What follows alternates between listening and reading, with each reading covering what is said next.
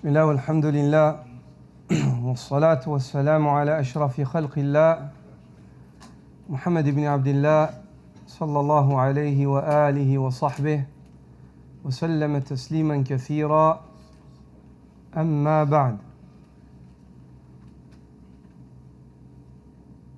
Le prophète sallallahu alayhi wa sallam dit dans le hadith authentique: Kullu amal ibn Adam yuda'af. Chaque œuvre du fils d'Adam est multipliée. Chaque œuvre de bien que tu fais,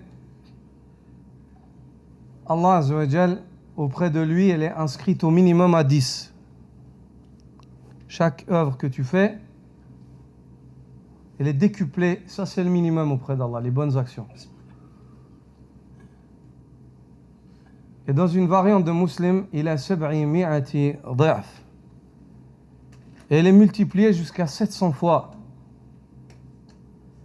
Et l'imam Ibn al-Qayyim dit, elle est multipliée jusqu'à sans compter. Elle est multipliée jusqu'à sans compter. C'est quoi qui va augmenter la multiplication? C'est ce qu'il y a dans le cœur du serviteur lorsqu'il pratique cet acte. C'est la foi et l'espoir de récompense. Al-iman wa l'ihtisab.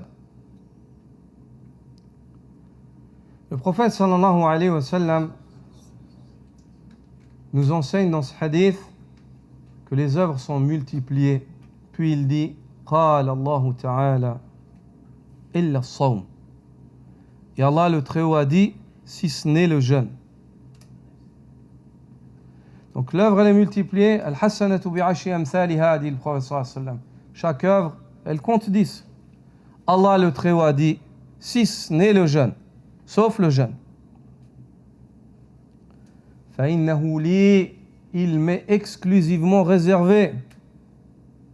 وَأَنَا أَجْزِي بِهِ, et c'est moi qui en assure la récompense. Les ulama ont dit, même al-malaïka qui inscrivent le jeûne du serviteur, ils ne savent pas quelle est sa récompense. Personne, sauf Allah sait la récompense de ton jeûne. C'est ça qui a poussé Ibn al-Qayyim, ainsi que d'autres parmi Ahlul Ilm, à dire que les œuvres auprès d'Allah, 10, 700, mais ça peut être des milliards et des millions pour une seule bonne action que tu fais. C'est quoi qui va établir la différence? Deux personnes font le même acte et ils n'ont pas la même récompense. C'est quoi?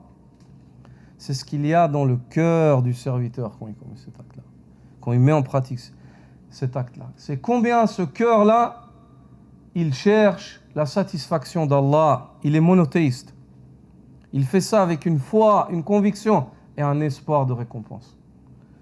Combien ce cœur, il destine exclusivement cet acte dans son entièreté à Allah Azza wa Jal. La suite du hadith nous dit cela. Illa as-sawm. فَإِنَّهُ لِي وَأَنَا أَجْزِي بِهِ. Allah le Très-Haut dit, si ce n'est le jeûne, il est pour moi exclusivement. C'est-à-dire, innahu li, l'exclusivité de l'acte pour Allah. Le tawhid, le monothéisme. Wa ana ajzi bih. Et la suite, فإنه يضع طعامه وشرابه لماذا؟ لأجله.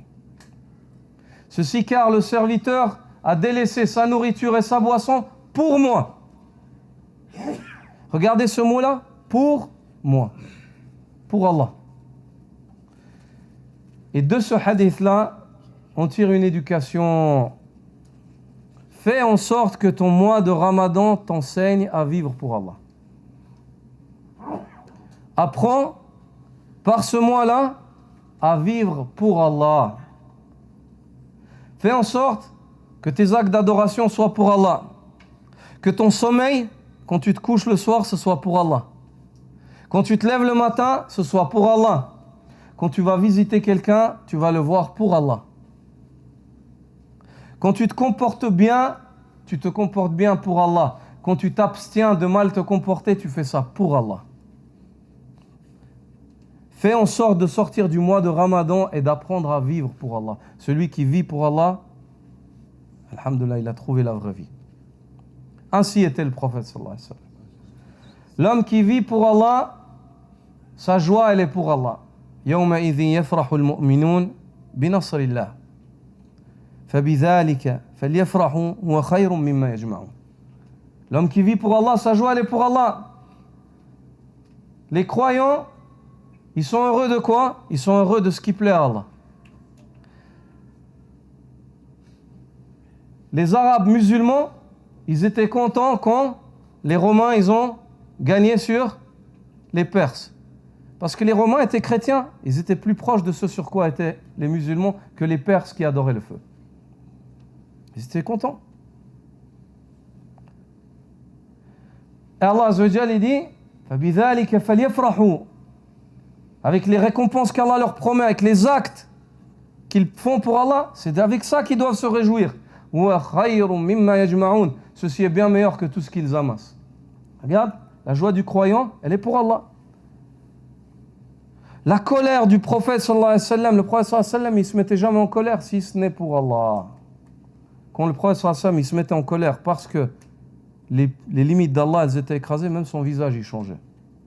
Sinon, en dehors de cela, ils l'ont insulté, ils lui ont fait ci, ils lui ont fait ça, il ne s'est pas mis en colère, sallallahu alayhi wa sallam. Sa colère, elle était pour Allah.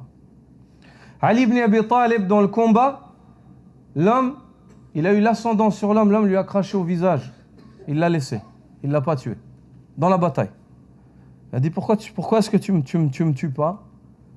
Il a dit, parce que quand je voulais te frapper avant ça, dans le combat, je voulais te frapper pour Allah.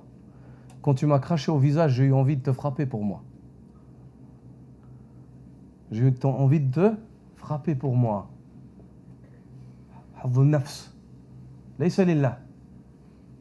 Il s'est abstenu. Pourquoi? Parce que les sahaba, toute leur vie, était pour Allah. Comme Allah a ordonné au prophète sallallahu alayhi wa sallam, Qul inna salati wa nusuki wa mahyaya wa mamati lillahi rabbil alamin la sharika lah. Dis-leur au Muhammad,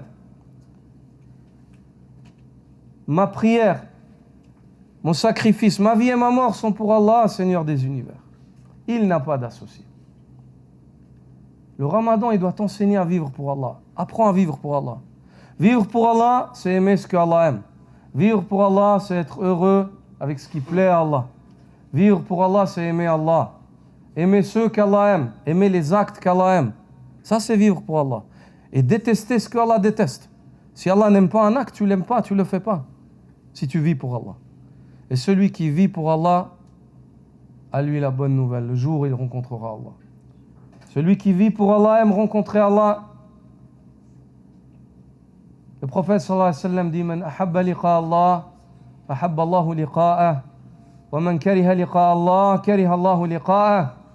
Celui qui aime rencontrer Allah, Allah aime le rencontrer. Celui qui déteste rencontrer Allah, Allah déteste le rencontrer. Aïcha radiyallahu anha a dit Ya Rasulallah, kulluna nakrahu al-maut. Chacun d'entre nous déteste la mort. Il a dit Laysa dhak. Ce n'est pas cela. Tu n'as pas compris. Il a dit mais plutôt, lorsque le croyant s'apprête à mourir, Allah lui montre sa place au paradis. Il a vécu pour Allah, Allah lui montre. Il aime rencontrer Allah et Allah aime le rencontrer. Et lorsque celui qui a renié, le négateur, il s'apprête à mourir, Allah lui montre ce qu'il a préparé, ce qu'il lui a préparé, comme châtiment. Il n'aime pas rencontrer Allah et Allah déteste le rencontrer. Et Allah déteste le rencontrer. Apprends à vivre pour Allah subhanahu wa ta'ala si tu désires rencontrer Allah et te préparer à le rencontrer. Subhanaka wa bihamdika ashhadu an la ilaha illa ant astaghfiruka wa atubu ilayk. On prie le witr d'une raka'a.